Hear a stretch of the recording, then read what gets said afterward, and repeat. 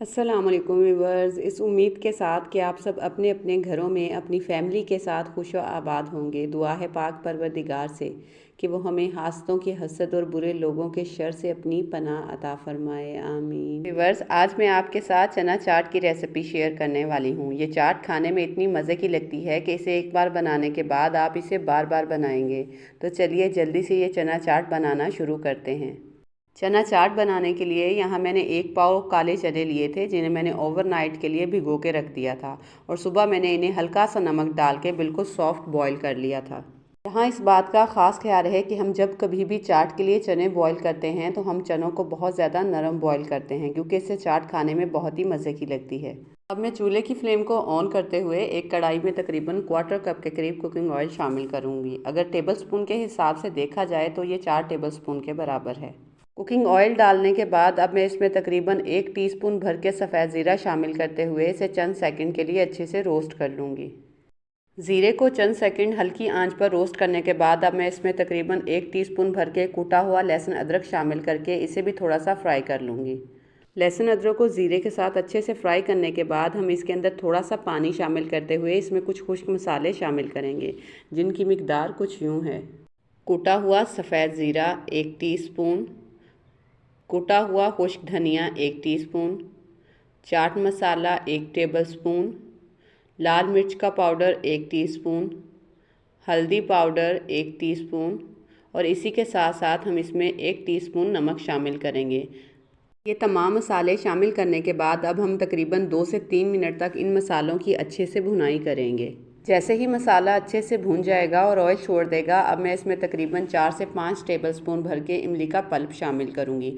मैंने इमली को तकरीबन आधे घंटे तक पानी में डिप करने के बाद उसका पल्प रेडी कर लिया था। इमली का पल्प शामिल करने के बाद अब हम इसे मसाले के साथ अच्छे से मिक्स कर लेंगे और इसी के साथ साथ अब हम इसमें उबले हुए आलू शामिल करेंगे। यहाँ आलूओं को बॉईल करने के बाद मैंने छोटे छोटे क्यूब्स की शेप में कटिंग कर लिया था। ये तकरीबन 1 कटोरी हैं। आप यहाँ आलूओं की मिकदार कम या ज़्यादा कर सकते हैं।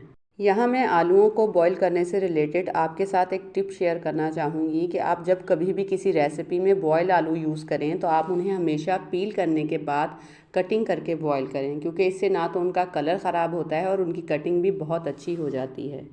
आलूओं को मसाले के साथ अच्छे से मिक्स करने के बाद अब मैंने जो चने बॉईल करके रखे थे उन्हें भी मैं इस मसाले के अंदर शामिल करते हुए अच्छे से मिक्स कर लूँगी। चने और आलू शामिल करने के बाद अब हम तमाम मसालों के साथ इनकी तकरीबन 4 से 5 मिनट तक अच्छे से भुनाई कर लेंगे, ताकि तमाम मसालों का फ्लेवर चने और आलू के अंदर आ जाए। चनों को मसाले के साथ तकरीबन 5 मिनट तक अच्छे से भूनने के बाद अब हम चूल्हे की फ्लेम को बंद कर देंगे और इन्हें ठंडा कर लेंगे। चनों को अच्छे से ठंडा करने के बाद अब हम इसमें बारीक कटिंग की हुई कुछ सब्जियां शामिल करेंगे, जिससे चाट का जायका और भी दुबाला हो जाएगा। मैं इस पॉइंट पर इसमें खीरा, टमाटर और प्याज शामिल करूंगी। आप चाहें तो आप यहाँ बंद गोभी का इस्तेमाल भी कर सकते हैं। यहाँ टमाटरों को मैंने बीज हटाने के बाद छोटे छोटे क्यूब्स में काट लिया था।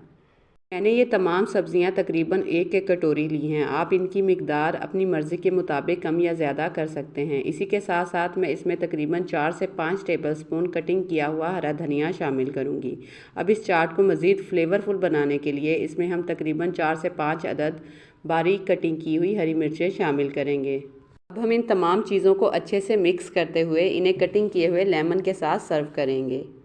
चाट ना सिर्फ खाने में बहुत मज़े की लगती है, बल्कि देखने में भी इतनी अट्रैक्टिव है कि इसे देखने के बाद मुंह में पानी आ जाता है। उम्मीद है आपको मेरी ये आज की टेस्टी सी चाट की रेसिपी ज़रूर पसंद आई होगी। अगर आपको मेरी ये रेसिपी अच्छी लगी हो तो मेरी वीडियो को लाइक, शेयर और चैनल को सब्सक्राइब ज़रूर कीजिएगा और नीचे बने हुए बेल आइकन को भी प्रेस कर दीजिएगा, ताकि आपको मेरी आने वाली हर नई वीडियो का नोटिफिकेशन मिलता रहे। इसी के साथ अगली रेसिपी तक के लिए अल्लाह हाफिज़।